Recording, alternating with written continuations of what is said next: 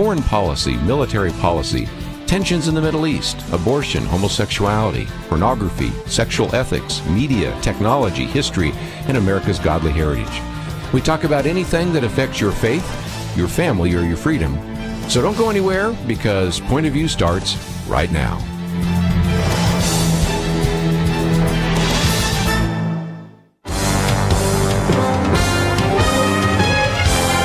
Across America, live, this is Point of View.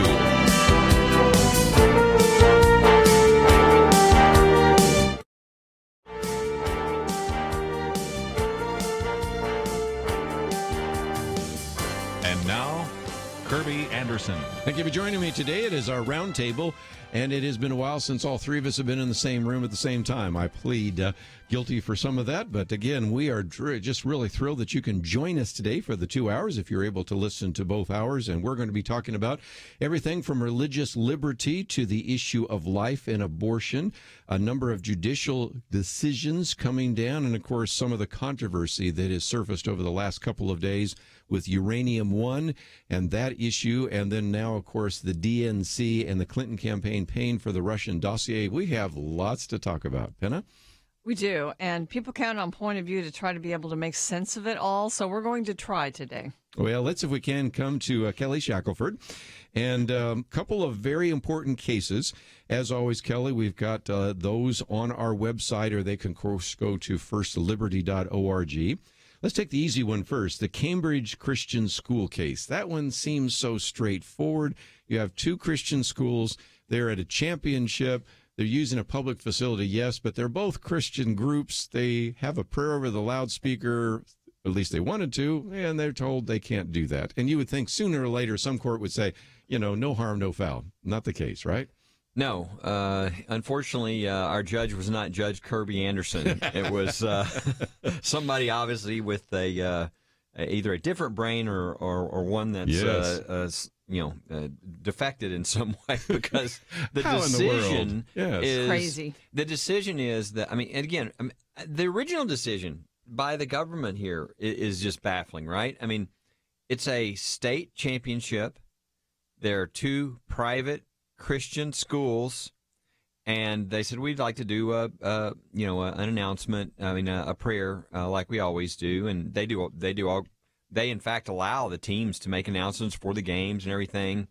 But they said, "Oh no, you're not allowed to you're not allowed to pray because it's a secular microphone or something." Yeah, because I can't figure this out. Yeah, and so you think, well, that's ridiculous. And so we actually went. I mean, the Christian school, really wanted to avoid.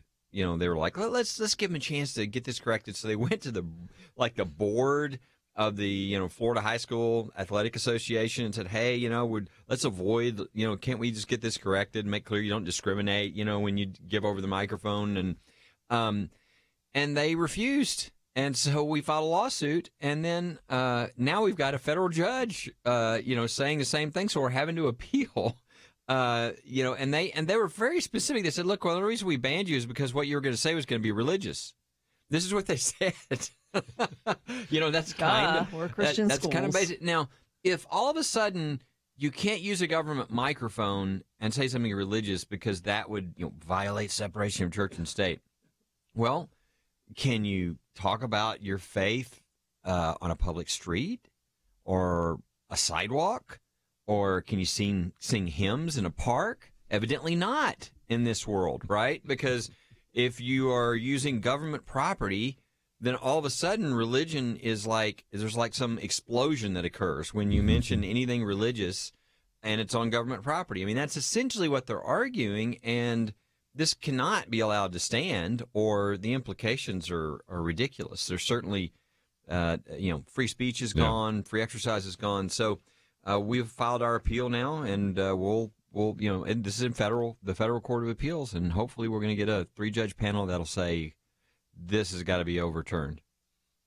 Well, are you able to say anything else over the loudspeakers besides Christian speech? Yes.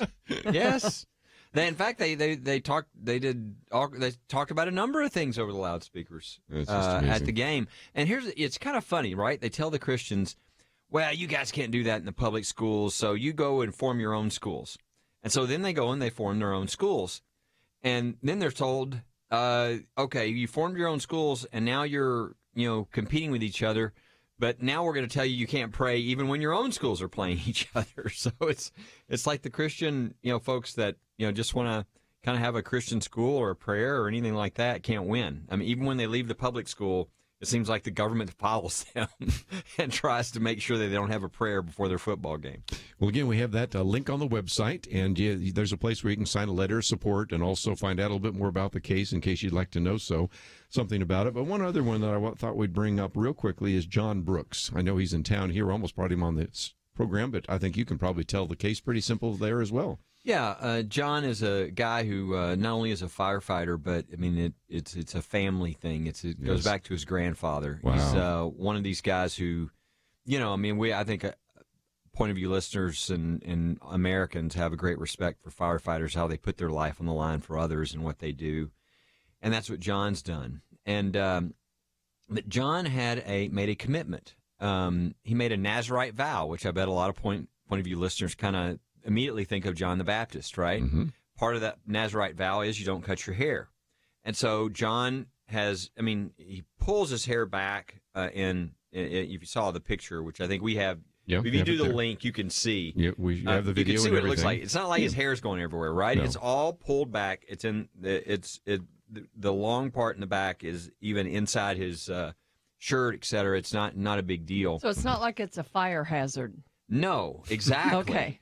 And in fact, this is the irony. There are people with longer hair than John, but when they found out that he was doing it for religious reasons, they told him he needed to cut it. Yes. And then they forced him. They said, "Well, if you're going to do this, then we're going to force you to every time you go out and with the equipment, we're going to force you to put your hair into a hairnet." And so he actually went out on a real fire, and it made his oxygen and his equipment not work, and it almost killed him. And so they are insisting. They said, "No, we will not." Number one, they're treating him differently than other people, anybody else, including people with longer hair. But they're also risking his safety. Sure. And they know that, and they're refusing to back down. So they really left him with no choice, either essentially quit your job and give up or give up your faith. And we don't do that in this country. We actually have religious freedom at the workplace, and there's lots of laws on this. And so, this is in New York, and we filed yesterday, and people can, find this online. But pray for John. This is certainly a new thing for him. All he wants the ability to do is follow his commitment to the Lord and the Nazarite vow he made, and to continue to be a great firefighter and save lives, which, is exactly what he and really his tradition and his family has been. Might just mention that there also is a link to that video. It's about 2 minutes long. Yeah. You might want to show that. That's the interview. You can see what he looks like.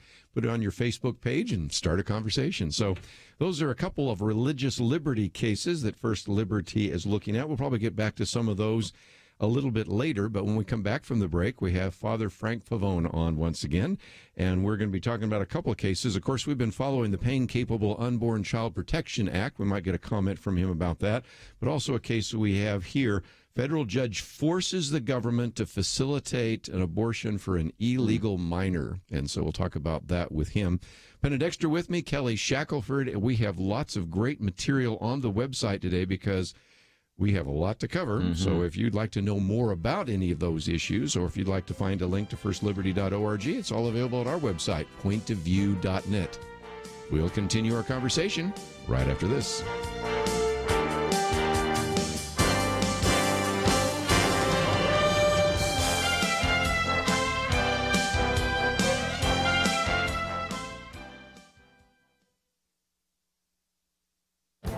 This is Viewpoints with Kerby Anderson.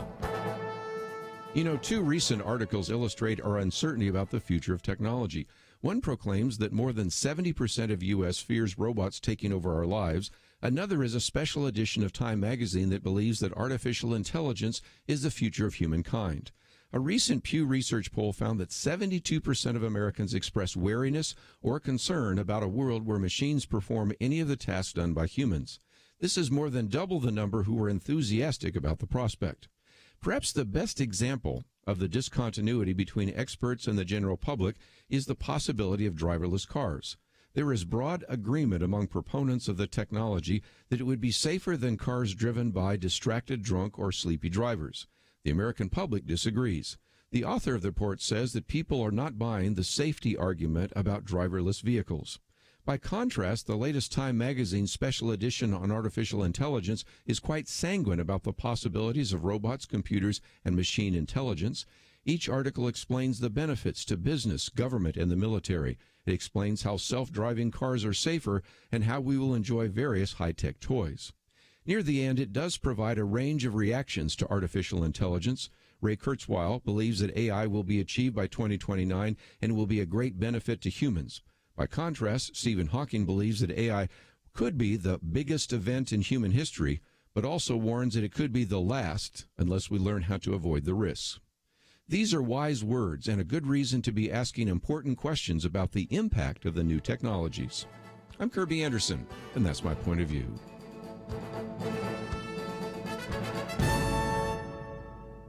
Based on the incredible true story and best-selling book from Paramount Pictures and PureFlix comes Same Kind of Different as Me, rated PG-13, now playing.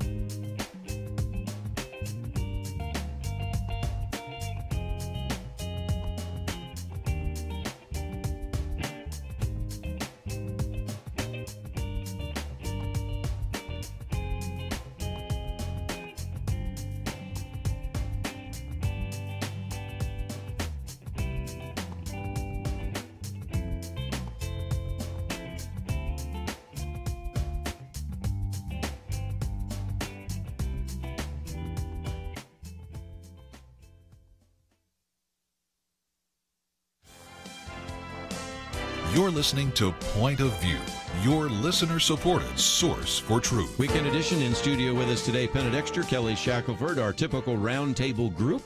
And one of the individuals, Penna, that I know we enjoy interviewing so often is Father Frank Pavone. And, of course, you had a chance to chat with him the other day about the Pain-Capable Unborn Child Protection Act. But we also have this piece here, Federal Judge Forces Government to Facilitate Abortion for an Illegal Minor. So, Penna, do the honors. Yeah, we actually didn't get to talk about the pain-capable bill, so I'm glad that we get to today. Father Frank, thank you so much for joining us. Thank you. It's always a pleasure to talk to you, Penna. Can you first just tell people what Priests for Life does? Because this is a good time to do that since you've just moved your headquarters from Staten Island, New York, to Titusville, Florida. We sure did. I'm sitting in our brand new office. It's an expanded headquarters, very, very nice facility. And it's going to serve as a training center, actually, for the entire pro-life movement. We have our mission is very simple, to end abortion. And in particular, we want to help activate the church to do that. And the church, of course, includes all believers. But we want to reach out to all people of goodwill and say, look, if you believe that you're called to do something, we'll help you do it. So we have a multifaceted ministry, not only preventing and working for legal change to end abortion, but also then ministering to those that have had abortions, because there's so much hurt, there's so much pain, and we point out that pain and we bring people to healing. Well, you have high respect across the pro-life movement. I know that. And Father Frank, speaking of pain, this pain-capable bill, 20-week abortion ban has passed the House. President Trump says he'll sign it, and now the Senate is sort of the next hurdle. And we really need Democrats, don't we? Because, what Republican is not going to vote for a bill that, bans abortion after 5 months? We hope that all Republicans will vote for that. There may be a couple of holdouts, but we need Democrats, don't we? Well, we do, and I believe that right now, two things. First, we have to put unprecedented pressure on the Senate, and that means bringing unprecedented attention to this issue. We've got, this vote in the Senate could be any time in the next 10 months. And I think we ought to give ourselves a little bit of time to really educate not only the senators, but their constituents. Because part two here of what I'm thinking is, this is a measure. When you talk about babies that can feel pain, protecting them in the latest months of pregnancy, healthy babies carried by healthy mothers, this is something that even people who identify themselves as pro-choice tend to rally around and support this kind. I think we lost him there. We might have lost him for a minute. We can get it back. But, one thing about the late-term abortion, I mean, we talked for many years about partial birth abortion, which was an intact baby, being killed halfway out. Well, this is pretty gruesome, too, because at that stage, they have to actually tear the baby apart in the womb to deliver this child. And so obviously there's going to be pain. And the medical expertise on this has been now, it's just, it's not assailable. You can't deny it. Their nerves are developed to a certain point by 20 weeks that they can feel pain. In fact, probably maybe even more than we would feel, excruciating pain. So that picture is just kind of a good way to show, I think, the nation and the world that this is just not an acceptable practice. George Will wrote a column the other day that a lot of people have been quoting because the Democrats are supposed to be, quote, the party of science, okay? And if indeed you could show, and I think you can show with any kind of reasonable attention, that when you are talking about an infant inside the womb at 20 weeks, they obviously show pain. And then when you also, if you oftentimes hear the Democratic Party say, well, we want to be more like Europe. Well, you know what? We have most European nations restrict abortion after the 13th week. This would restrict abortion after the 20th week. France and Germany restrict abortion after the 12th week. So, again, if you wanted to make your case to your friends in the Democratic Party, that, I think, would be a very good case to make. Well, absolutely. This is one of those things I think is easy for people to understand and easy to contact their representative. Of course, the House has now passed this, so it's up to everybody listening to this. Whatever state you're in, you have two senators, and that's not a difficult thing to do, to call your two U.S. senators and say, this is the number one thing on my list. I'm looking, I'm watching, I'm wondering, are you committed to vote for this? And see what happens, because now is the time. I mean, as he was mentioning, Father Pavone was mentioning, you got months to pass it, but that doesn't mean we have to wait. I think the pressure starts immediately, and people need to be called. They need to hear from their representatives that actually people care about this. And in this case, again, it's not like the typical case where you got 430 some odd, congressmen that have to all be called. It's just in your state, you got your two senators that you can call. And I know Point of View makes it real easy for you to contact, your representatives. So that's something you don't have to figure out what district you're in. You're as long as you know what state you're in, you're good. You're in good shape. Father Frank, we've got you back, I think. Good. I'm so glad. Yes. I want to ask you about this judge decision on an illegal immigrant in Texas. She was a minor, 16 weeks pregnant. She wanted an abortion. We don't usually like to pay for people's abortions in this country, and yet she was insistent. It went through the courts. She finally had the abortion. What's your take on it? Well, here's somebody who comes into the country. It raises the whole immigration issue, and what I want to see is all the pro-immigration forces, whatever their background, whatever their party. I want to hear their voices on this, because what we've done here is we've killed an immigrant. There were two immigrants that came across the border, the young woman and the baby inside of her. We killed one of them, and we scarred the other one for life. Is this the way we're going to treat immigrants? And I'm interested to see the consistency here, because we've got, unfortunately, a lot of pro-abortion, pro-immigration people. It doesn't make any sense. This is not a benefit. It's not a service. It's not part of freedom. It's not part of the American dream. People come across the borders of this country.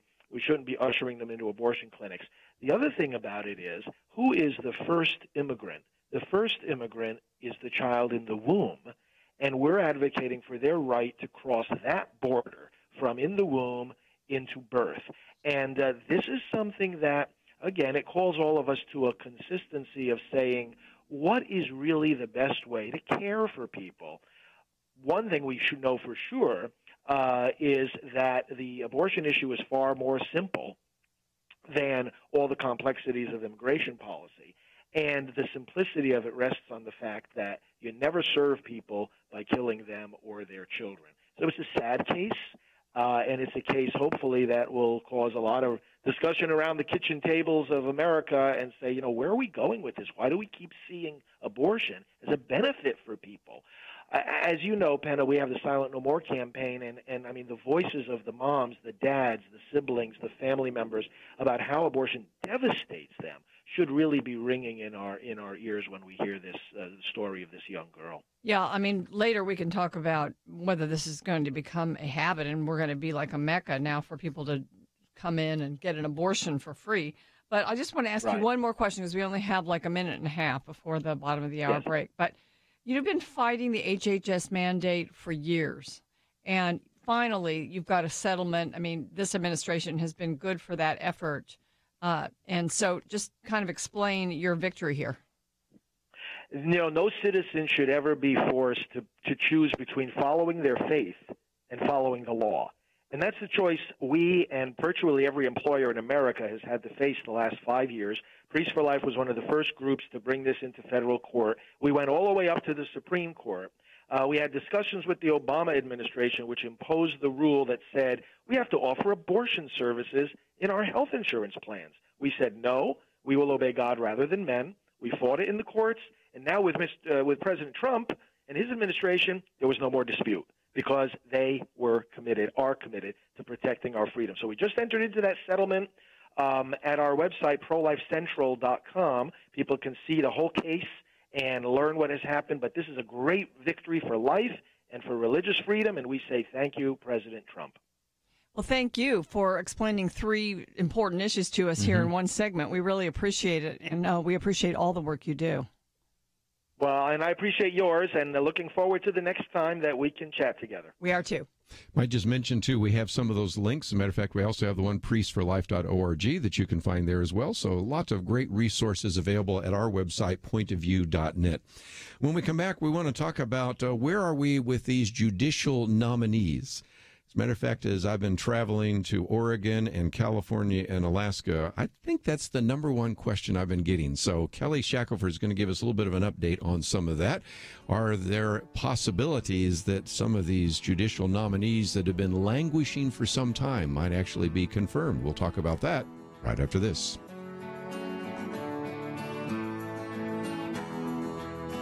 Sometimes I joke that I'll win the lottery when God blows the winning ticket across a parking lot to me. I don't buy tickets, so if he wants me to win, that's the way.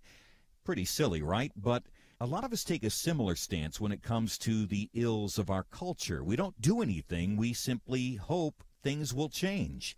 I encourage you to get in the game and make things change. Join Truth Team 360 and be part of a work that changes lives and communities. Visit pointofview.net/team or call 1-800-347-5151. Pointofview.net/team and 800-347-5151.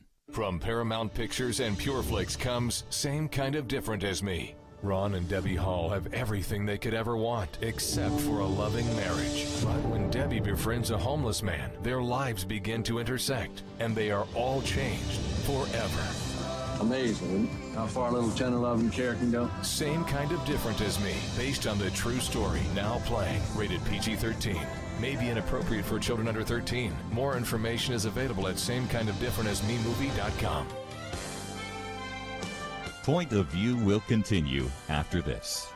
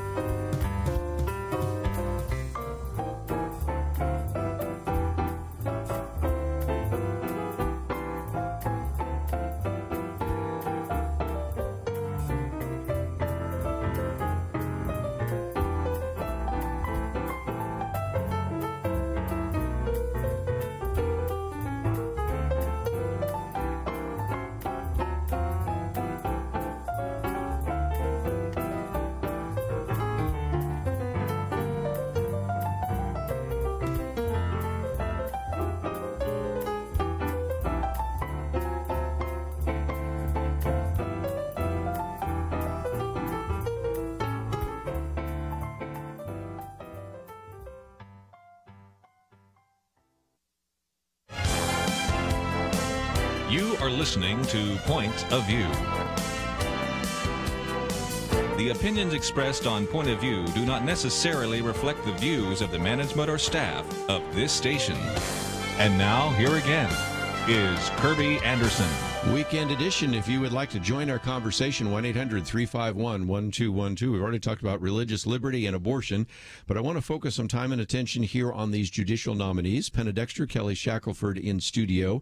And Kelly, let me come to you for just a minute. I know Penna has some things to say as well, but this is the question. As I've been traveling the last couple of weeks and met our donors, this seems to be the number one question.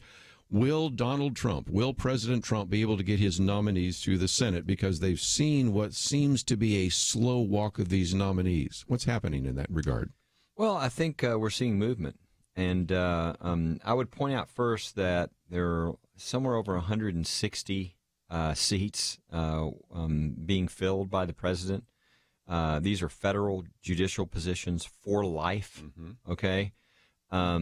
It's something that, I know at First Liberty, when after the election, we had all of our cases, and then we watched this surprising election, and we were like, well, for religious freedom, we've got new work to do now, because, you get good judges on the court who are going to be there for life. It's going to affect, if they're committed to the Constitution and religious freedom, and of course, as I think people know, two of our employees have been, for instance, nominated to the federal judgeships for life by the president. So a number of the people he is nominating are just of the highest quality. I mean, these are incredibly capable, incredible history, the exact kind of people you want to be on the courts, and for Point of View listeners, the kind of people who will never stray from the Constitution. Right. I mean, it's not, I'm going to make up the law now that I'm a judge.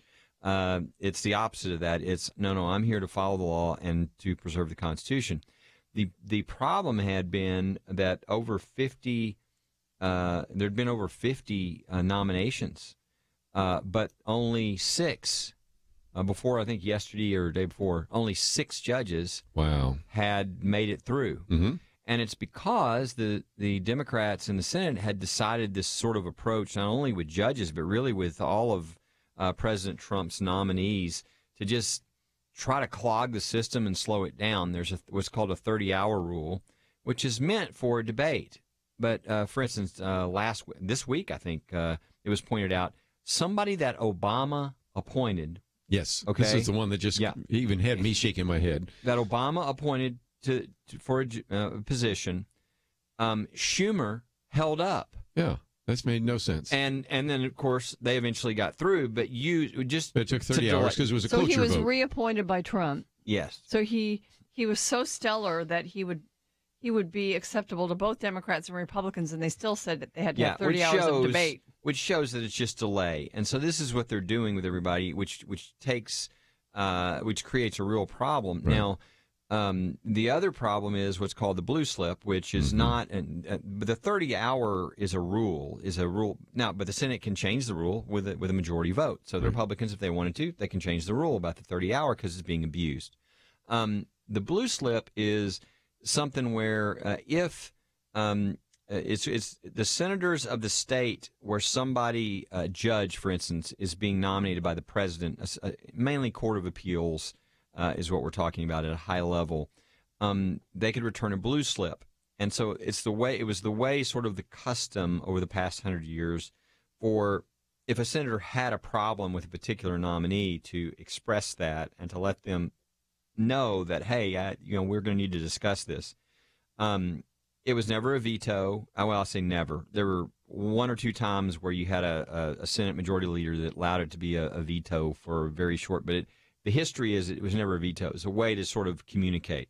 This is the way that Senator Grassley, who is the head of the Judiciary Committee, is taking it too. He's not going to allow it to be abused to veto. But it is being used, has been used to slow things down, to try to cause trouble. And now you're having, Mitch McConnell, I know Senator Grassley are saying, hey, look, some people are saying just get rid of the blue slip, and they're saying, well, we don't need to get rid of it. We're just not going to. I mean, if people think they're going to use this as a veto, we're not going to allow that. If they want to talk about somebody, we're happy to talk about it.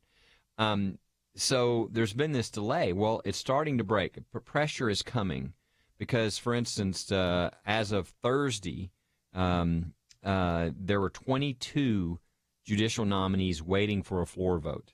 So now you're starting to get sort of a clog or an avalanche kind of feel, right? Yes. And so I was shocked to read this week, somebody sent me a tweet from Mitch McConnell saying it was something like, while the Democrats are trying to obstruct on our judges, he said, they will get through. I mean, Yes. it was very emphatic. I saw that. Yeah. And he can control that. For instance, Sure can. even with the 30-hour rule, if he keeps them in session, they'll all go through. I mean, they're not going to sit there all night, every day through Thanksgiving and all the. I mean, I think the Senate's been averaging 2.5 days a week. Just like a week ago, they took a whole week off. So the only reason the 30-hour and all these things work is because they're not in session. You keep them in session full time, all these people are going to go through. And in fact, they'll probably go through quickly because the Democrats will say, well, I'm not going to sit here, through Christmas and Thanksgiving and all this kind of stuff. So there are ways. And so it's good to see, in my opinion, what Mitch McConnell is now saying. We are seeing movement. So you had one just voted through, so it went from 6 to 7. And then you just saw cloture votes. So we're going to have 5 more now next week. So we're going to go essentially from it's either to 12 or 13. I think it's to 13. So you can see how quickly the pace is beginning to pick up. And that pressure just needs to keep on. And as I understand it, the president has more excellent judges that are vetted and ready to go.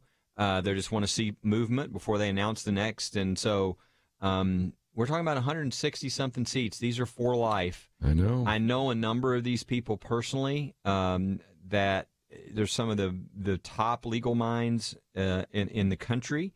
And they will, I'm thinking of one friend, Clerk for Justice Thomas. This is a person, nominated to the Federal Court of Appeals for life, and would never budge off of the Constitution. Would always strongly support and do what, the point of view listeners would want. So there are a number of these. They're going to be on the court once they get through for 30, 35 years, whatever. This is really, this is not just one president's term. This is a long time.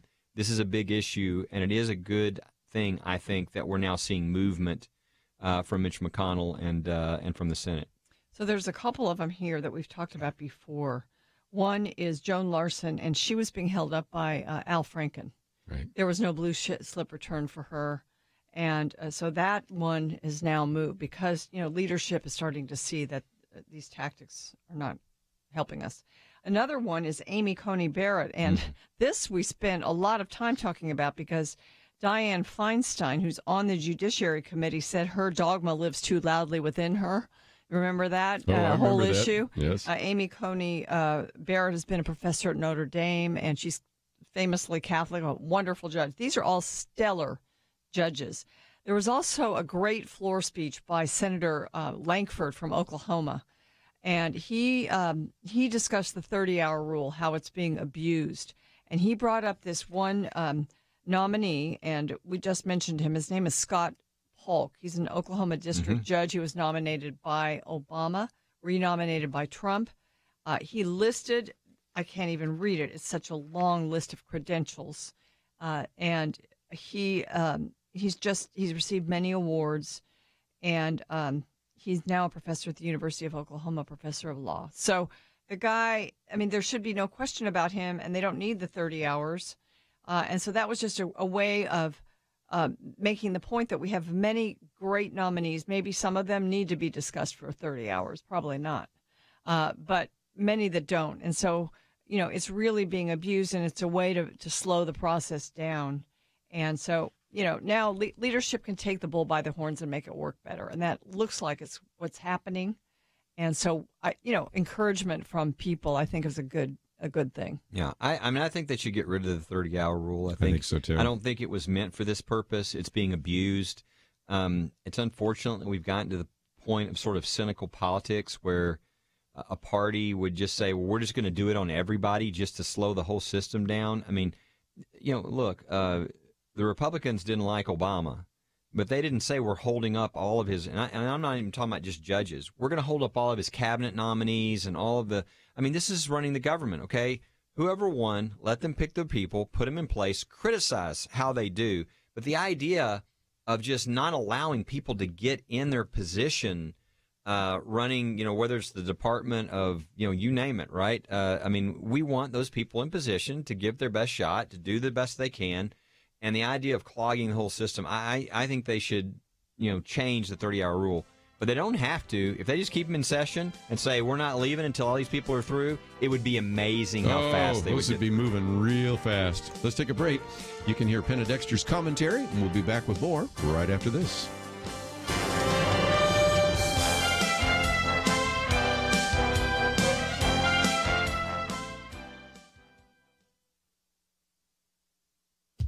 A new report reveals that founders of the feminist movement unwittingly sowed the seeds for the current demand for transgender rights. The report, titled Sex, Gender, and the Origin of the Culture Wars, was produced by Scott Yenor, professor of political science at Boise State University. It gets to the root of the transgender movement. Professor Yenor describes a rolling revolution that started with the feminists. He writes, transgenderism literally means beyond gender. It reflects the belief that society arbitrarily and unjustly structures gender, dividing people into men or women and presenting to all an acceptable way to behave. This idea underlies radical feminist thought. Both movements want society to become post-structural and to affirm whatever identity individuals construct for themselves. Early radical feminist Simone de Beauvoir wrote, "One is not born, but rather becomes a woman." Transgenderism goes further and advocates that girls not be socialized into women and boys not be socialized into men. Just like the feminists, the transgender movement says biology is not destiny. Professor Yenor writes that feminists posited a future where women would be free to define their identities without reference to their bodies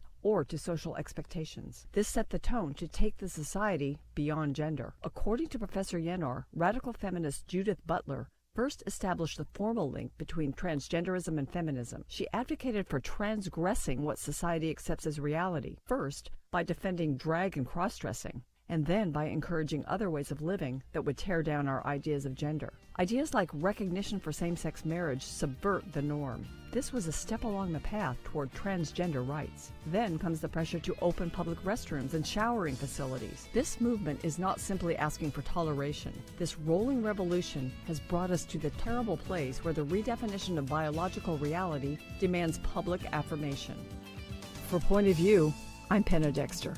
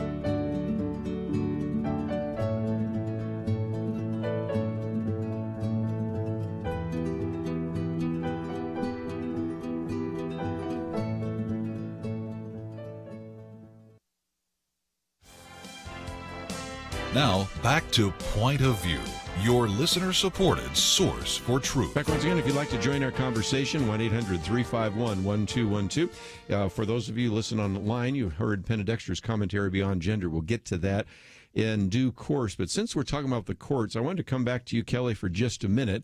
We've talked about these judicial nominees, but we had a very important case that came out, and that is U.S. District Court Judge ruled on Wednesday against an emergency order that would require payments to continue. This has to do with, again, we maybe have to let you give us some of the history here, the fact that there were payments that were given in Obamacare that were never passed by Congress. Right. And so this is where sometimes with a phone and a pen, the previous president said, well, I'll just do it anyway, even if Congress doesn't justify some of these payments. when you have President Trump coming in and saying, well, no, I think we should follow the Constitution, Yes. so we shouldn't actually make these payments. And if we are going to make these payments, Congress needs to approve them. Tell us more. Yeah, I mean, you said it pretty well. I mean, everybody pick up your Constitution, right? It's it won't take you very long to read it, and there's a difference between Article 1 and Article 2, and executive power and legislative power. And the executive branch does not have the power to appropriate money, period. Okay, so they can't say, we will pay this money, we will appropriate and pay this money. They can't do that. And so... And what's funny is I mean, this is, I think, if I'm not mistaken, this is like an Obama appointee judge, or, yes. I mean, this is not, it's just kind of basic. So again, a lot of these attacks on President Trump, are really kind of silly under the Constitution, and this, to me, would be one of them, but shows how ridiculous what we were doing before and how utterly unconstitutional. And so good. We're following the Constitution, What a concept. Yeah, the idea that, something like DACA, for instance, right?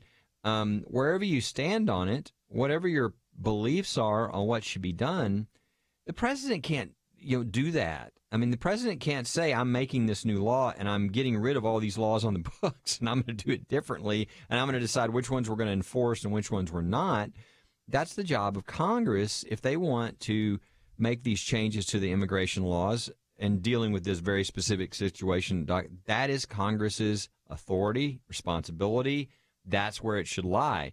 It's just they'd rather somebody else do this, and so they don't want to make these hard decisions, which is part of why our government has been so ineffective. But that's what this is. You can't have, the president cannot appropriate money. Period. End of story. These cost-sharing payments to insurance companies, they're sort of subsidies to help them keep premiums low for people. Mm-hmm. And so President Obama was making the payments, and it was extra constitutional. He shouldn't have been doing it. There was a lawsuit, and even the lawsuit went against the president, but he kept doing it. When Trump took office, he was waiting for Obamacare to be repealed. Yes. So he made those payments a couple of times. Yeah.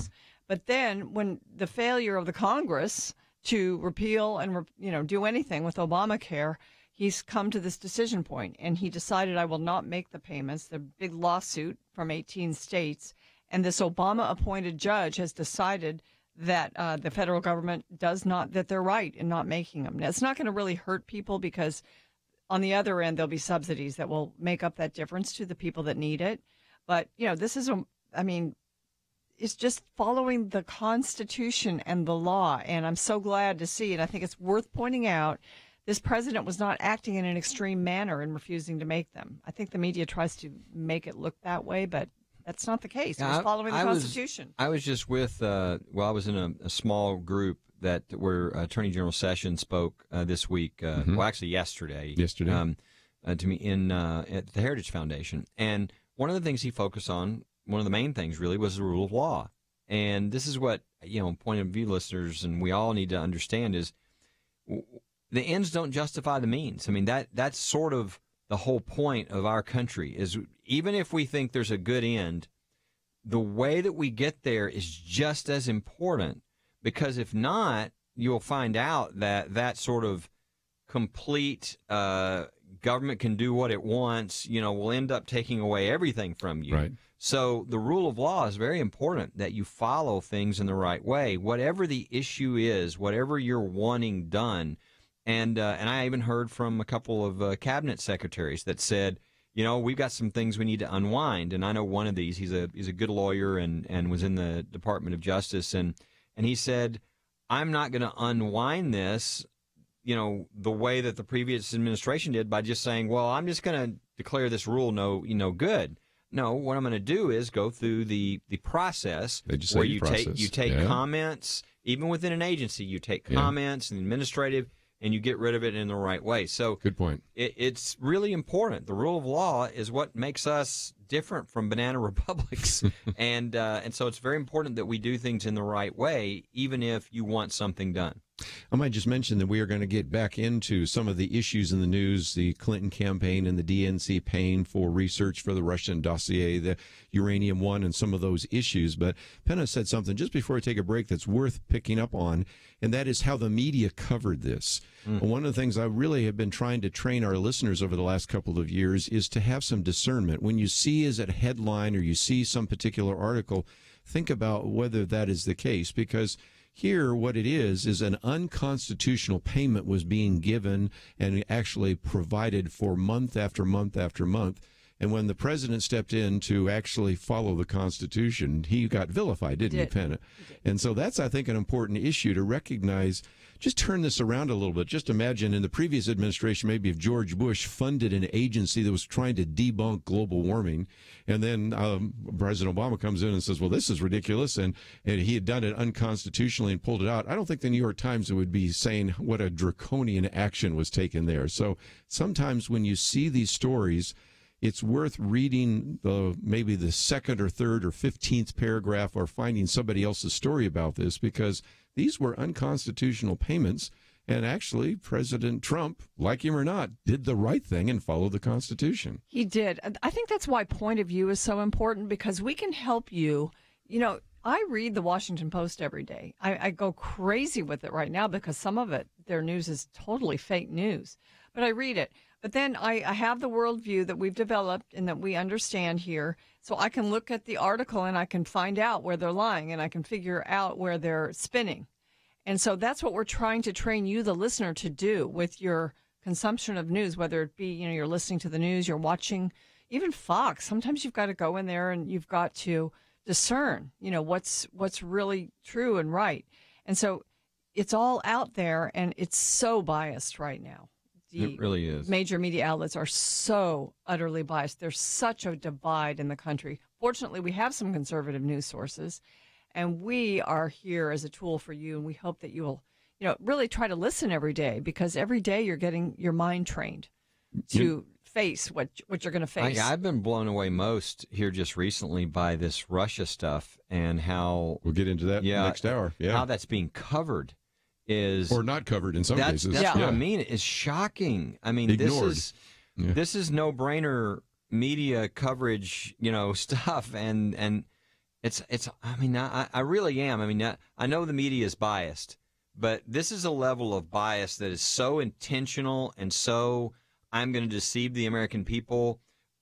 This is bad news for someone I like, that I'm not going to do my job as a news reporter or as a newspaper. I didn't think we'd gotten that far. I mean, that's beyond bias, right? I mean, that's being fraudulent, really, somewhat. And I think that's what we're watching right now with these Russia stories.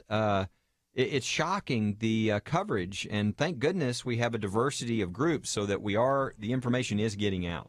Well, again, first hour, we really covered a number of stories you probably have not heard in the mainstream media. Second hour, we're going to cover some that maybe you've heard a little bit in the mainstream media, but need the rest of the context. So we'll come back and continue with Penna, Dexter, and Kelly Shackelford right after this. From director Kevin Sorbo and executive producer Sean Hannity comes Let There Be Light. Saul Harkins is a man who has turned away from God, but a near-fatal car crash gives him one last chance to renew his life, his family, and his faith. Let There Be Light. Rated PG-13. May be inappropriate for children under 13. Now playing. More information is available at LetThereBeLightMovie.com. Christianity is based in history, on evidence, and all truth revealed in God's Word is for our good, not just spiritually, but in every way. Point of View's mission is to restore God's truth in our culture, and to do it effectively, we need you as a partner. Your gift helps inspire people, young and old, from coast to coast to rebuild truth in their communities. Join the Truth Team today at pointofview.net/team or call 1-800-347-5151. 800-347-5151. Get off the sidelines. Pointofview.net/team. Point of View will continue after this.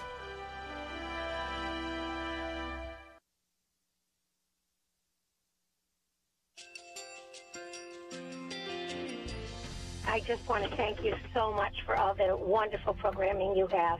You're just absolutely fantastic. I recently started listening to Point of View, and I really found it interesting because of the different subjects you cover. Thank you for that.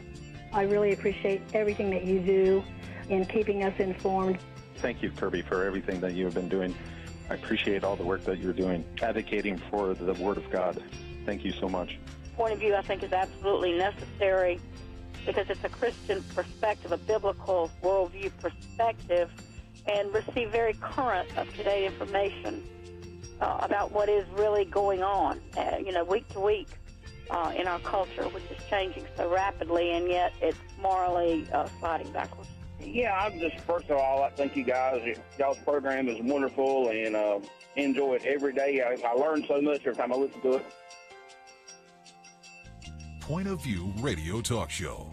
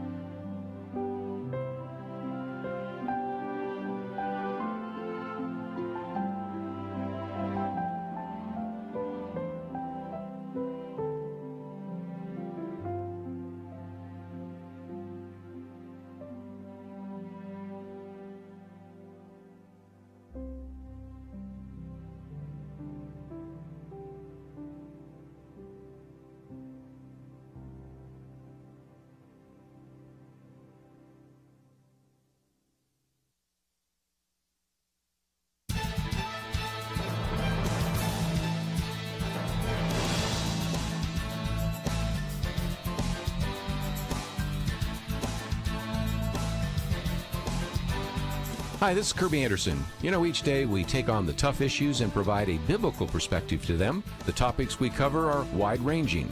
Apologetics, theology, prophecy, creation and evolution, intelligent design, marriage, family, child-rearing, the millennial generation, trends in society, politics, economics, business, religious liberty, the Constitution, public policy, foreign policy, military policy, tensions in the Middle East, abortion, homosexuality, pornography, sexual ethics, media, technology, history, and America's godly heritage. We talk about anything that affects your faith, your family, or your freedom. So don't go anywhere, because Point of View continues right now.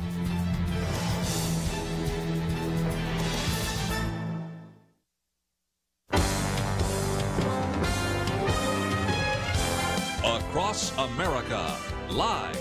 This is Point of View.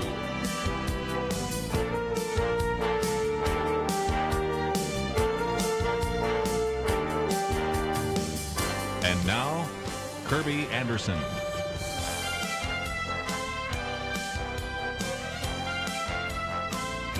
351-1212. We certainly do encourage you to make that phone call, and we have in studio with us today Penna Dexter and Kelly Shackelford. We will spend probably a little bit of time talking about the uranium scandal and the Russian dossier, but I thought before we did that, Penna, let's, if we can, for a minute, talk about PragerU. And first of all, I have admitted on air more than once that I am a TED Talk kind of aficionado, and I'm definitely a PragerU aficionado. I watch all of them and have been so appreciative. And over the years, we've recognized how in many cases they've had problems with YouTube or others that have prevented anybody from being able to watch them because they would actually put them behind some kind of restricted filter. So what have we found out about PragerU and this new lawsuit? Well, first of all, Kerby, I think you would be a good person to do a video for PragerU to put up there, because it's people, conservative experts on all kinds of current and historical events.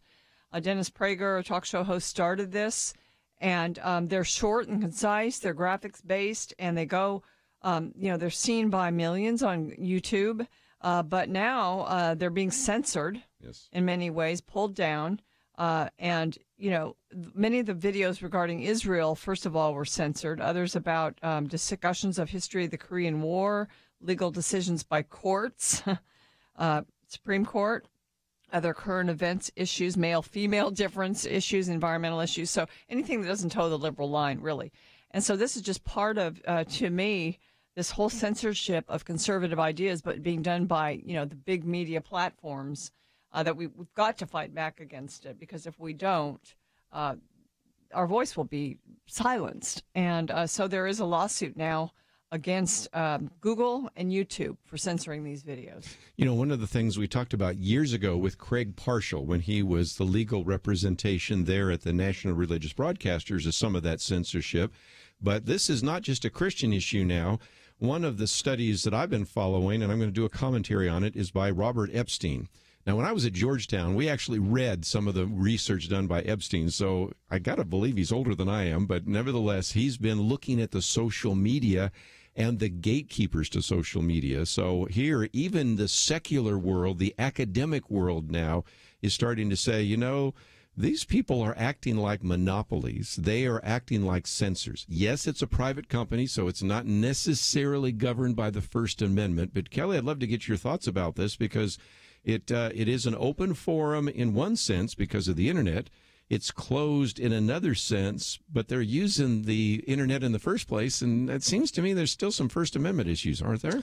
Well, I think there's a real problem here. We're seeing this, with Facebook and with Google, and I think they are monopolies. I think they're a monopoly. We don't, we have laws against monopolies, right, in this country, because it hurts the ability of competition. But this is an especially dangerous monopoly because it's controlling our information. And I think if most people knew, for instance, that, when they tried to send something out on their social media, or when they tried to get a YouTube, that if they understood that, conservative or Christian content was actually being censored or cut off, I mean, I think most people would not like that from whatever their perspective. They don't like that somebody else is monitoring the information. So much for sort of the internet being the information superhighway. I mean, we now have people controlling your information.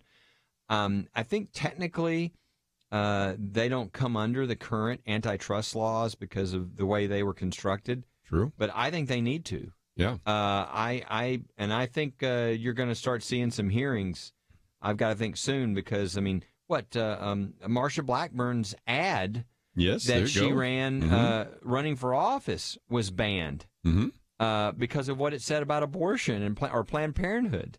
So you've got these groups, and they, and man, we're talking about like Google and Facebook and YouTube, and what they did here with PragerU is really, I mean, it's just so wrong. People have settings, like if you're at an educational institution, or you probably have at your home, to restrict pornography. So you don't want YouTubes that come through that have like, pornographic images or whatever.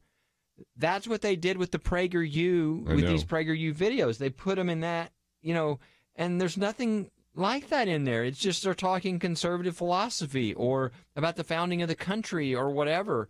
And the idea that that's being restricted from people and they have no idea, I mean, this is really wrong. The lawsuit was filed in California.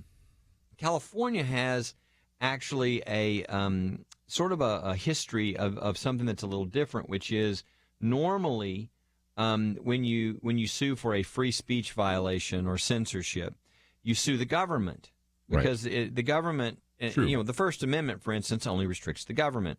Kerby can say, hey, I don't like what you're going to say, Kelly, so you can't come into my house, or, you can't come into my office, okay? That doesn't, that does not violate my free speech under the Constitution because Kerby's not the government. In California, they have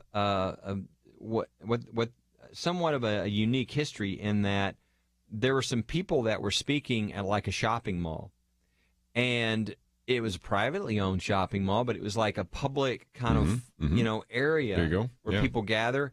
And there, under California, they said, not under their law and what the Constitution means and free speech and all that, they said that is protected. So, and that is censorship when you say you can't speak in this public arena because we don't like what you're saying. That's one of the main arguments being made here by the lawsuit by PragerU against Google and YouTube. And, it would be interesting. It'll be interesting to see how that plays out in California. I was struck by looking at the bottom there, and it has Alan Dershowitz, Matt Staver. It has Kelly Shackelford. I mean, anytime you got Matt Staver, Kelly Shackelford, and Alan Dershowitz agreeing, something's a little bit interesting. Yep. So it's not just the conservatives. I think you've got others that are saying, if this goes down the road, this means something else. This is something you said even to your atheist friends sometimes. You better be concerned about religious liberty, because if we lose our liberty religiously, you use your liberty as well. There's some really bigger issues here than whether or not Christians or conservatives can get their various videos on YouTube, aren't there? It seems like, in a sense, First Liberty Institute is called for such a time as this, because it's, the work that you do to protect religious liberty is actually protecting liberty for the, really for the whole nation. So this kind of an issue is something that we all ought to be, as Christians, I think it's our stewardship to be concerned about this. Yeah, we're getting calls from people who, are, let's say they're put on the SPLC hate list or whatever. Okay, so they're which means that they might believe that marriage is a man and a woman. Okay, and so they get put on their hate list. Then there are, banks saying we're not going to allow you to loan money here anymore.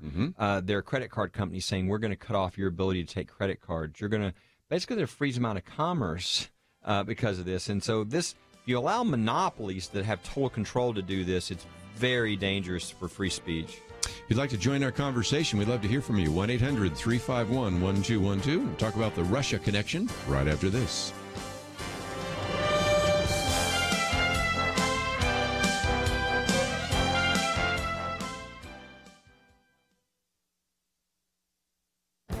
This is Viewpoints with Kerby Anderson. Two recent articles illustrate our uncertainty about the future of technology. One proclaims that more than 70% of U.S. fears robots taking over our lives. Another is a special edition of Time magazine that believes that artificial intelligence is the future of humankind. A recent Pew Research poll found that 72% of Americans express wariness or concern about a world where machines perform any of the tasks done by humans. This is more than double the number who were enthusiastic about the prospect. Perhaps the best example of the discontinuity between experts and the general public is the possibility of driverless cars. There is broad agreement among proponents of the technology that it would be safer than cars driven by distracted, drunk, or sleepy drivers. The American public disagrees. The author of the report says that people are not buying the safety argument about driverless vehicles. By contrast, the latest Time magazine special edition on artificial intelligence is quite sanguine about the possibilities of robots, computers, and machine intelligence. Each article explains the benefits to business, government, and the military. It explains how self-driving cars are safer and how we will enjoy various high-tech toys. Near the end, it does provide a range of reactions to artificial intelligence. Ray Kurzweil believes that AI will be achieved by 2029 and will be a great benefit to humans. By contrast, Stephen Hawking believes that AI could be the biggest event in human history, but also warns that it could be the last unless we learn how to avoid the risks. These are wise words and a good reason to be asking important questions about the impact of the new technologies. I'm Kerby Anderson, and that's my point of view.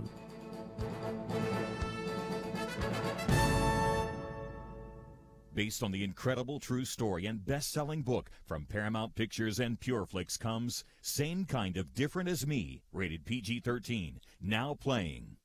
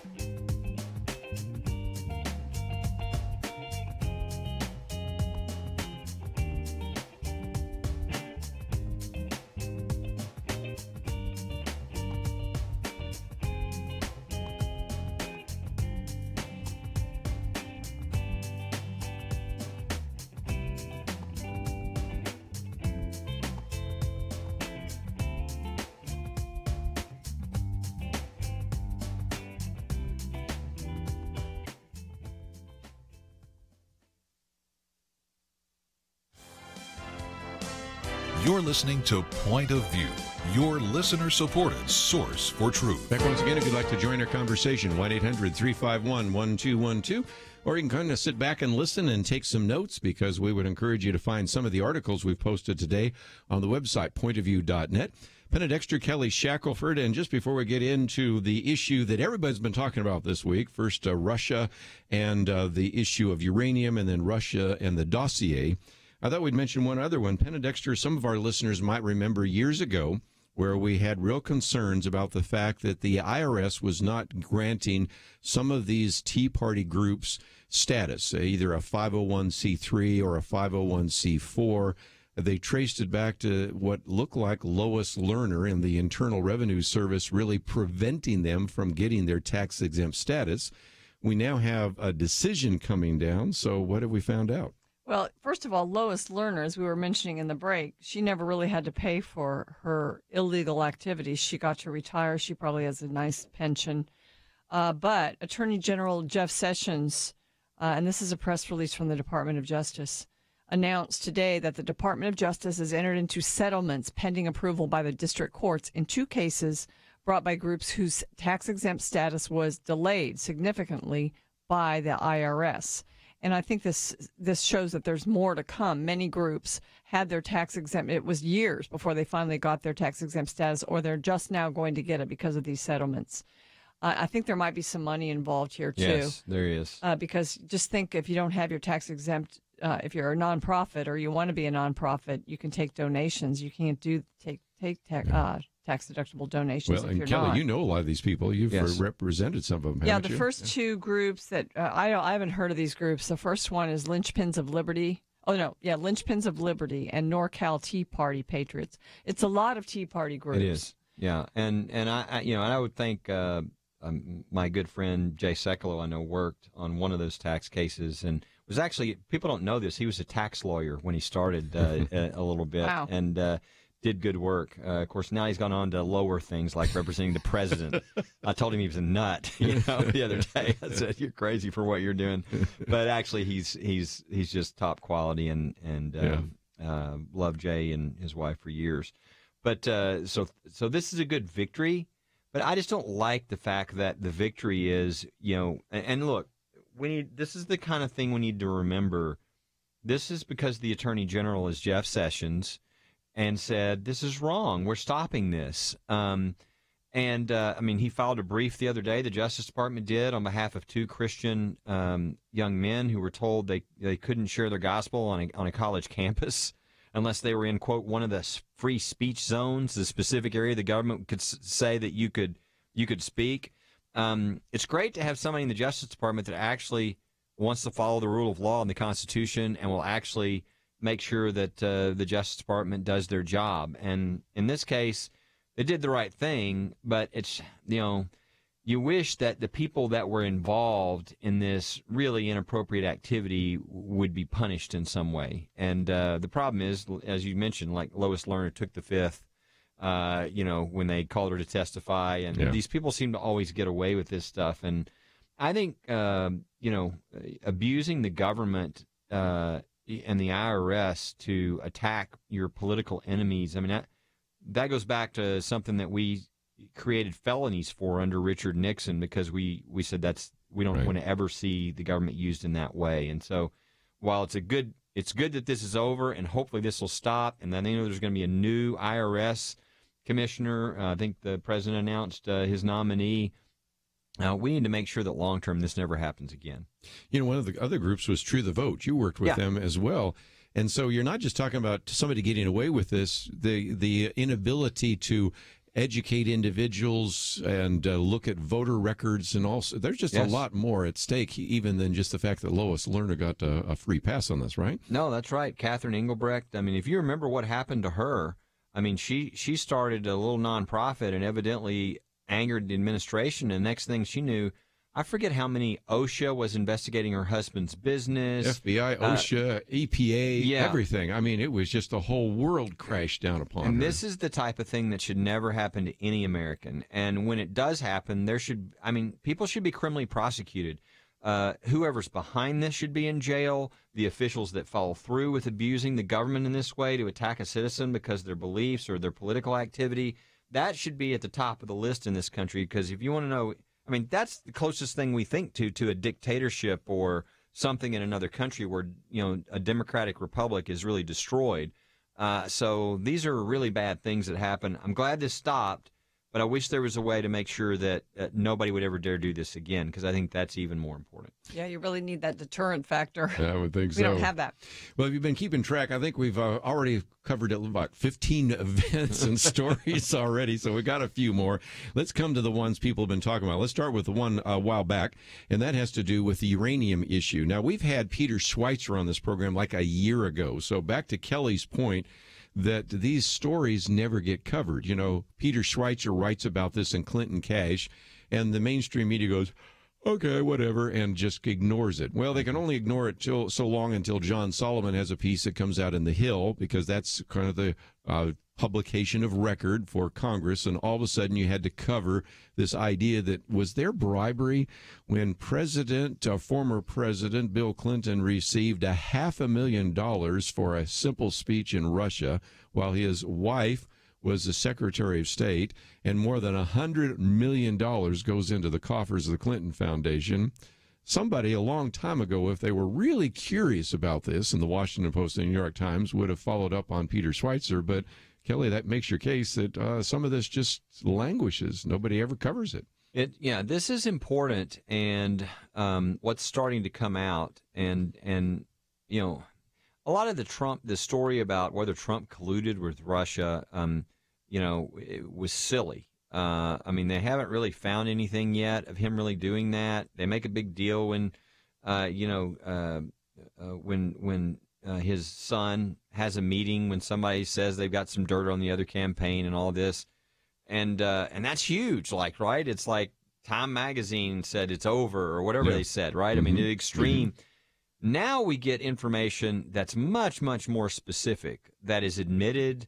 Some of it's in an indictment. There was, I mean, not talking about the Clinton himself, there was specific bribery by Russian officials. That's true. In this deal, okay? This is not a question. This is now known by the FBI. Yes. Known apparently by Eric Holder, perhaps. Yes. Yeah. And then you start adding the fact that 20% of our country's uranium, which is what we're, I mean, this is, well, why is uranium important? Well, you know, nuclear, hello. And so 20%, we would sell 20% of our uranium to Russia. I mean, I don't think anybody in the United States thinks that's a good idea before you even find out about the bribery.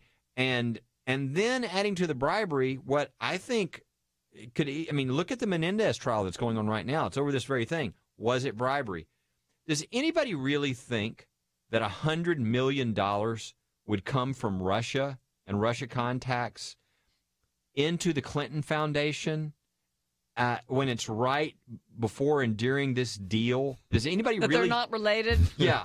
Does anybody really believe that that's a? I mean, I don't think anybody would anybody believe that Bill Clinton is getting the highest speaking fee he ever gets for speaking in Russia at the same time that this uranium deal is happening? I mean, this is a big deal. And then this has to go through, and with the FBI having knowledge of not just these facts, but actual bribery that again, was known because, again, this has come out through an indictment of somebody else now. The fact that they knew that and that they had this vote to approve the deal because this was so serious, I think it's called CFIUS. Yes. It's a council. Right. It's like the Attorney General, the Secretary of State, et cetera. So you got Hillary Clinton voting on this, Eric Holder voting on this, and that they would approve this when not only do you see the 20% of our uranium going to Russia, but they know about the bribery information, or it's being told to a number of them. I mean, it was in the FBI was well aware of it. And then they wouldn't allow the guy to testify who had special knowledge on this. They threatened his liberty. He filed a civil suit that was starting to expose this because he was asked by the FBI to funnel some money. And then when he did, he wanted his money back and they wouldn't give it back. And so he filed a civil suit and they came and threatened him. And so it's just in the last few days that the Attorney General has now said, no. What they said to you about you being in jeopardy, I am telling you you're not. You can testify. So now we're about to find out even more. This is a huge story, and the fact that the mainstream media is not covering it is breathtaking to me. I mean, they are some, but not really. They're really ignoring it in most of them, and that breaks my heart about journalism in this country. Yes. And where's the Washington Post story? I mean, where are all these stories? Well, we'll find that out. We need to take a break, and we'll talk about the one in the Washington Post right after this. From director Kevin Sorbo and executive producer Sean Hannity comes Let There Be Light. Saul Harkins is a man who has turned away from God, but a near-fatal car crash gives him one last chance to renew his life, his family, and his faith. Let There Be Light, rated PG-13, may be inappropriate for children under 13. Now playing. More information is available at LetThereBeLightMovie.com. Christianity is based in history, on evidence, and all truth revealed in God's Word is for our good, not just spiritually, but in every way. Point of View's mission is to restore God's truth in our culture, and to do it effectively, we need you as a partner. Your gift helps inspire people, young and old, from coast to coast to rebuild truth in their communities. Join the Truth Team today at pointofview.net/team or call 1-800-347-5151.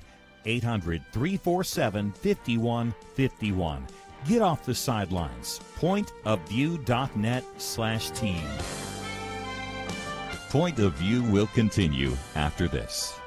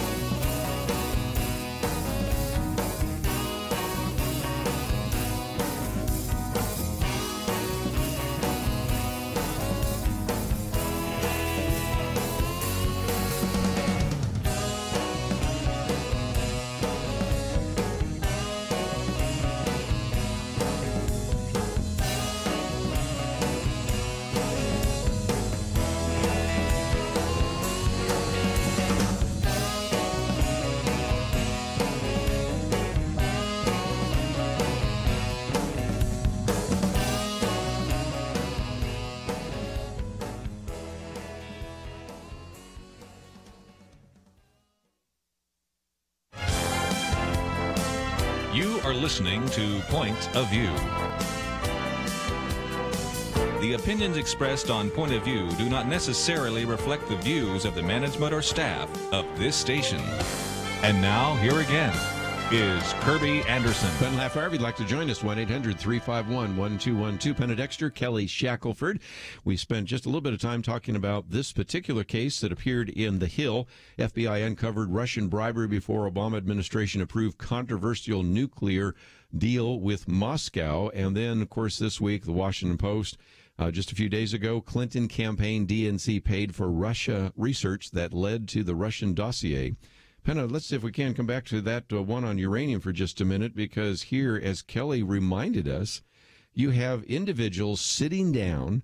We're talking about the Attorney General, Eric Holder. We're talking about the Secretary of State, Hillary Clinton, making a decision to move ahead on this controversial deal when there is evidence of bribery, kickbacks, extortion, and money laundering, for starters, and yet they approve a deal that then sends 1/5 of our uranium resources to a hostile country, Russia. What about that? Well, I think it has to be out in the open, and I think one thing that this other story about the Trump dossier serves to do is bring it a little bit more out in the open, that the FBI and what it knows and when it knew it, it needs to be investigated. I've heard people calling for an investigation of the FBI. I don't know if that'll happen or Would not. Robert Mueller investigate himself in the FBI? No, he's not the right person. So I guess it would be congressional committees that would do it. I'm not sure, but rather than Trump's campaign's collusion being the news this week, it was more perhaps the DNC and the Hillary Clinton campaign's collusion with Russia. And, of course, the Hillary Clinton campaign and the DNC, we now know, helped fund research that resulted in that dossier that it became pretty famous at a certain time during the campaign, containing allegations about President Trump and his connections to Russia, some kind of nasty stuff that he supposedly did, right. And possible coordination between his campaign and the Kremlin. And there's the involvement of this company called Fusion GPS, who's an opposition research company, and they were paid apparently by Trump's opponents when the Republican primaries were happening, and then that stopped. No more opposition research was needed. The Democrats took it up, and it looks like the Hillary campaign and the DNC were paying for that research. And there was a law firm involved. Their names is Perkins Coie and Mark Elias, who is a Clinton campaign and DNC lawyer. Millions of dollars changed hands, and they conducted this research. And they hired a guy named Christopher Steele, who's a British operative, to create this dossier about Trump. And so, what they've done is they've floated all kinds of things, and people can believe it or not. And it was just part of the campaign. Before April 2016, as I said, someone else funded it. Up until the election, up until October, it was Hillary and the DNC funding it. Supposedly the FBI has confirmed some of the information in the dossier, and I think that's another area where we actually need to look into the FBI. Did they know that some of the funding of this dossier came from Hillary's campaign? If they didn't know it, that's a problem, because they didn't know it. They're the FBI. And if they did know it and didn't say anything, that's also a problem. I would say so. So, it's becoming very interesting. Yeah. Well, and you got one other issue. That is the reporters that were trying to even get some stories out said that the Clinton campaign officials, are you ready for this, lied to them continuously. I know that shocks all of us around the table here. Being facetious, of course, so that's an issue. If there's anybody who comes off looking good this week, it is Devin Nunes. This is the individual who is a representative. He was the chairman of the House Intelligence Committee, and he was the one, interestingly enough, that actually asked for some of the investigation into this company, Fusion GPS. And once they found this, they found the rest of the pieces. And now you have the story in the Washington Post. And now I think, Kelly, you can't ignore this, although the mainstream press still seems to be ignoring this. No. Though it was in the Washington Post. No, you shouldn't ignore it. Again, it's sort of this hide the ball. It's just not going to work. Thank goodness we're not back in the old days where we, had like 3 main sources of our news, right? Or maybe we would never hear about this. But I think this is going to be everywhere. I think this is going to get bigger and bigger. Again, I don't know exactly, but I've heard that $6 million was paid for this. I've heard $9 million. But there was no question that, it was the Clinton campaign and the DNC, and they were paying for this dossier. And I think most people think, yeah, okay, I understand how you would, try to find any information on your opponent. No, this is much more than that. This involved the very thing that they're criticizing now. This involved using money to the British individual that Penna was talking about, but also Russian operatives. Yeah, Christopher Steele and the Russians. Yeah, and so you're specifically paying for Russian operatives to get information to help defeat your opponent. Their whole point of this, special prosecutor and everything else on Trump is they're saying, well, we think that maybe there was some sort of collusion between somebody on the Trump campaign and Russia. Well, here they handed them millions of dollars to find dirt on their opponent. That looks like collusion, doesn't it? Yeah, that's actual real evidence. Real information. So and it's just going to get bigger. Again, the more I think people look at this now, the more information that's going to come out, and we're gonna learn more and more. There are good reporters now doing their job, digging into these stories, seeing where these leads go and where these facts go. But this is really, I don't know. The hypocrisy is, I think, what kills me the most in this one. It's the whole Russia, when you're paying money to Russian operatives to try to get your opponent. That's what is just hard. It's breathtaking. So Kim Strassel in the Wall Street Journal spoke about how this is just the beginning of the Russian bombshells. And one thing that's happened is Congress has been suing this Fusion GPS company for bank records, and they haven't been able to get it so far. And so and it looks like it was kind of preceding that they would end up getting it. So what's happened is now Fusion has released some names, apparently, of companies, and that's how we're starting to get some of this information. But if the bank records are ever obtained by Congress, we'll get a lot more information. And so, there'll be a lot more stories, probably a lot more reporting forced on the media outlets.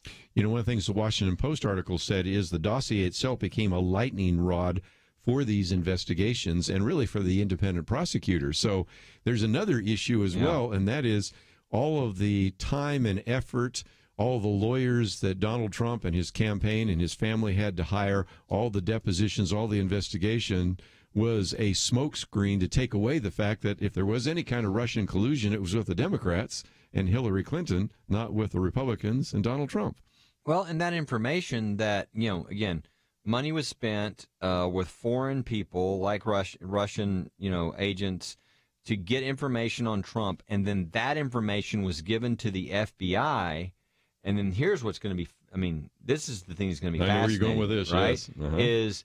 Was that information relied upon to, for instance, take some of these liberties that were taken with, unmasking information on citizens and wiretapping and private conversations, going to the special FISA court or whatever. So in other words, again, it's really, everything's kind of flipped. Yes. This reminds me of the guy, the prophecy on the guy who said years before Trump that that guy's going to win presidency sometime, and God told me that everybody who attacks him, their attacks are going to return upon them. This is what this feels like. It's like they're attacking him for Russia, and it turns out what it's causing is the real information's coming out, and it's showing massive corruption on the other side. I do think the interesting thing about this overall, this big picture, is I think this is why most Americans wanted to blow the place up. Yeah.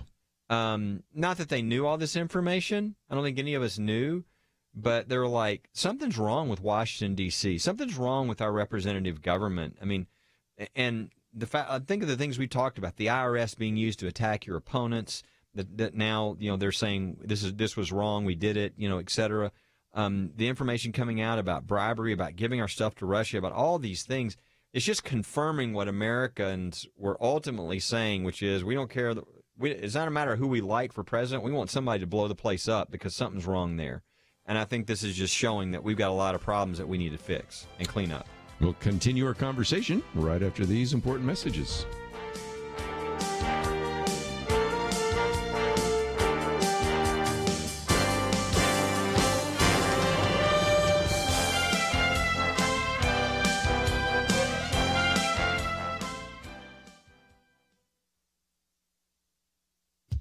A new report reveals that founders of the feminist movement unwittingly sowed the seeds for the current demand for transgender rights. The report, titled Sex, Gender, and the Origin of the Culture Wars, was produced by Scott Yenor, professor of political science at Boise State University. It gets to the root of the transgender movement. Professor Yenor describes a rolling revolution that started with the feminists. He writes, transgenderism literally means beyond gender. It reflects the belief that society arbitrarily and unjustly structures gender, dividing people into men or women and presenting to all an acceptable way to behave. This idea underlies radical feminist thought. Both movements want society to become post-structural and to affirm whatever identity individuals construct for themselves. Early radical feminist Simone de Beauvoir wrote, "One is not born, but rather becomes a woman." Transgenderism goes further and advocates that girls not be socialized into women and boys not be socialized into men. Just like the feminists, the transgender movement says biology is not destiny. Professor Yenor writes that feminists posited a future where women would be free to define their identities without reference to their bodies or to social expectations. This set the tone to take the society beyond gender. According to Professor Yenor, radical feminist Judith Butler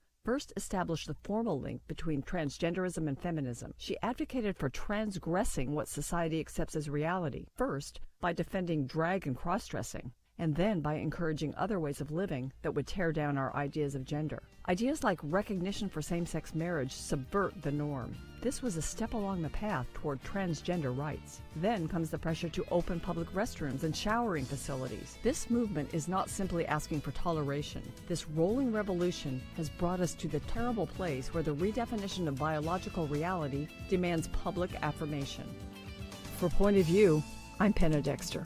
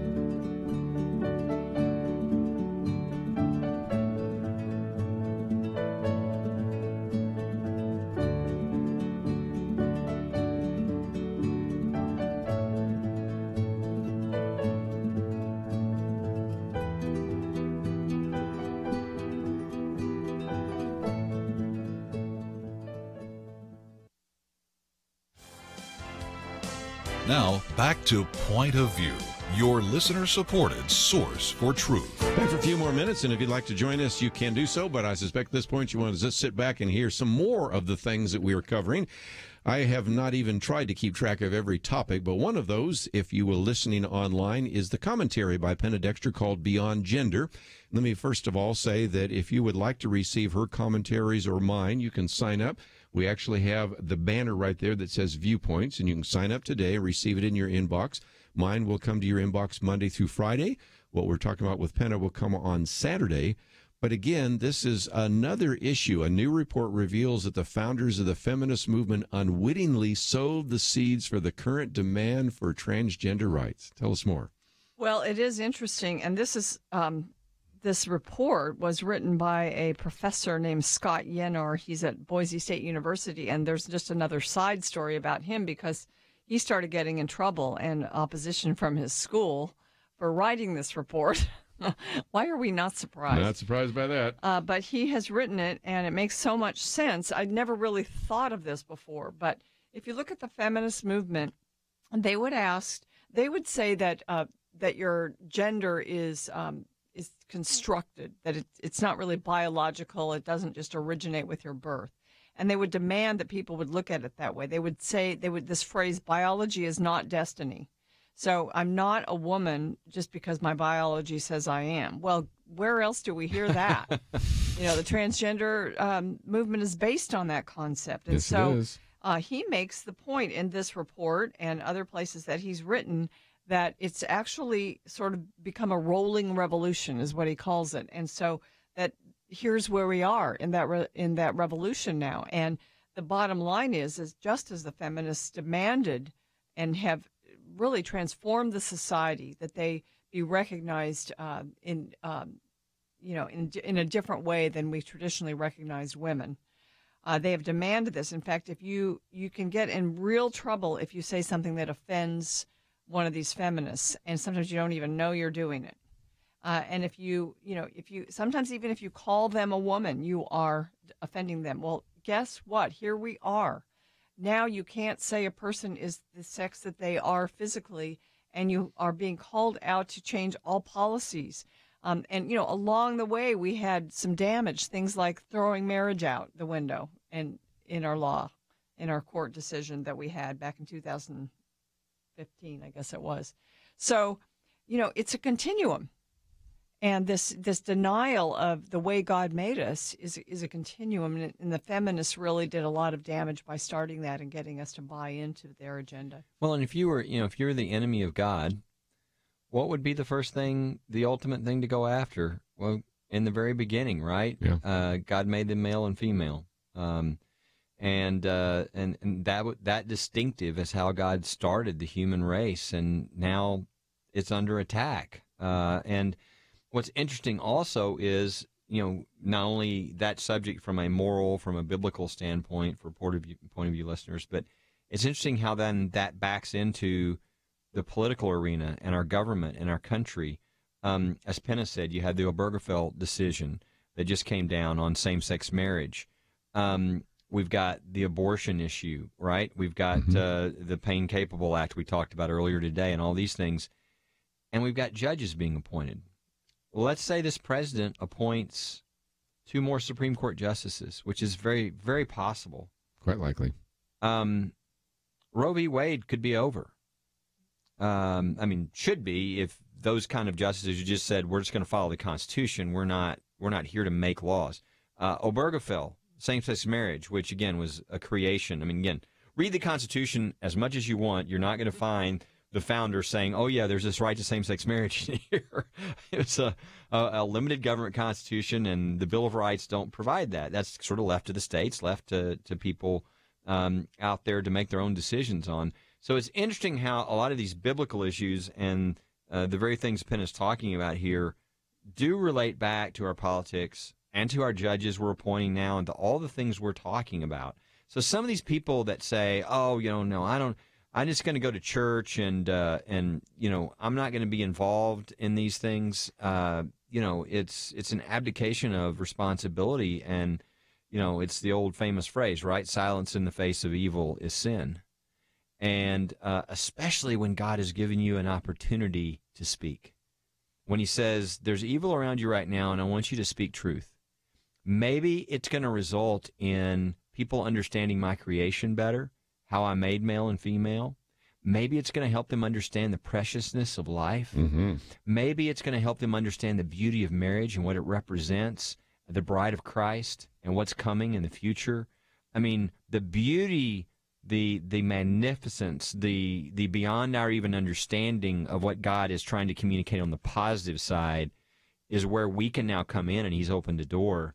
And our whole culture is literally sort of at play right now in the future. And so what a time to live. So I encourage point of view listeners, if they're not connected number one, their friends need to know about point of view. They need to be thinking, how am I going to live this stuff out in my life? I need this information. Number two, are they connected to groups? Like, we had Father Frank on earlier, Priest for Life. There's First Liberty for religious liberty. There's lots of groups, but the point is, what a great time to be connected, to be a part of things, to do something, and to speak truth into our culture. As I so often say, we have a pronoun problem. We say, what can I do? It's no, what can we do? So join with some of those groups, and we'll talk about how you can join with First Liberty. Let me just give you a program note, because next week we got Kevin Sorbo on, because he did a book, or actually a movie with Sean Hannity, and we've got John Smirek on talking about this abortion issue again, which we'll get to. Ed Klein later in the week. I think he'll have a few things to say. Wow. Even the Gettys will be with us, so we'll do some various kinds of issues. But Kelly, just before we run out of time, let's talk about what is available at First Liberty, because we promote you on Fridays, and there are some great resources, especially if you're wondering, what rights do my kids have when they're in school? What rights do I have in the business? How can I pray for some of these really important cases, like the Cambridge Christian School case, or the case of the firefighter John Brooks? So those are some things that are available at your website, aren't they? Yeah, I would encourage people. A lot of times people aren't bold because they're scared. They don't know what they can do. And that's why we provide the pamphlets on what are your rights as a teacher, as a student, what are your rights in the military. What are your rights as a church, as a Christian school, as, in the workplace? We lay all those things out so people know, and they can always call us if they have a question. But additionally, we have information on what's really going on. And this is something I think easy for people to share with their friends. For instance, how many of your friends have heard about the Bladensburg Cross decision last week that literally struck down a veterans memorial that's been up for almost 100 years? And if it stands, will mean going into Arlington National Cemetery and tearing down, the 29-foot cross there, the cross of sacrifice, et cetera, et cetera. Those are things that you can grab, stories you can grab, links you can send to everybody else, so that they realize, hey, we really are in a battle, and we do need to be faithful to what our founders put here, so that our kids and our grandkids have a free society and have what we had and the blessings that we had. So they can just go to, you spell it out, firstliberty.org. They can get any of that information. They can share it. And, of course, like Point of View, I encourage people to support Point of View, and I'd love people to support First Liberty. It's all tax deductible and allows us to do more and more of this, and allows Point of View to give this information out to more and more people through stations around the country. I appreciate it. Again, like I said, especially the John Brooks one. It's only 2-minute video. Yeah. And you could take that, and there's a share button. You can put it on your Facebook page, start a conversation. Most of these have videos. All of them have articles. There are things that you can write, put on your Facebook page, letters to the editor, and all of that. So, and don't forget Penna Dexter's commentary today, Beyond Gender. If you sign up today for Viewpoints, you can receive it tomorrow, and we make sure that you get those every single day. We got a full bank of conversation next week, so we're looking forward to that, but I hope you all have a great weekend. I'm going to watch some college football. There are going to be some good games to watch. I want to thank Andrew and Steve. We'll see you back here on Monday.